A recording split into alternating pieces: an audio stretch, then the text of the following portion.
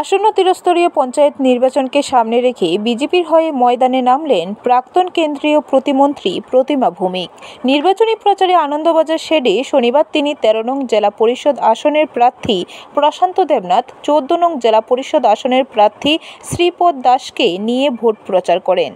নির্বাচনী জনসভায় প্রাক্তন কেন্দ্রীয় প্রতিমন্ত্রী প্রতিমা ভৌমিক কেন্দ্রীয় সরকারের বিভিন্ন প্রকল্পের কথা তুলে ধরেন। তিনি বলেন, বামফ্রন্ট সরকারের আমলে মানুষের কাছে সঠিকভাবে পৌঁছাতো কেন্দ্রীয় সরকারের প্রকল্প, কিন্তু বর্তমান সরকারের আমলে মানুষ সঠিকভাবে কেন্দ্রীয় সরকারের সুযোগ সুবিধা পাচ্ছে এবং আগামী দিনেও পাবে বলে জানান প্রাক্তন কেন্দ্রীয় প্রতিমন্ত্রী।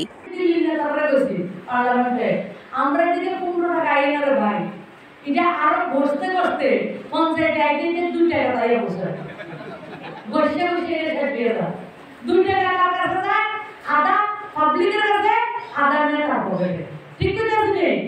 আচ্ছা, এবার ঘরের কি ধরনের ঘর আজকে যারা রাজনগর পঞ্চায়েতের আছে তারা কাছে অনুরোধ করে পুরো পঞ্চায়েতে ঘুরে দেখে 25 বছরে যে একটা বা 112টা ঘর দিছে, একটা ঘরও দেখতেন না।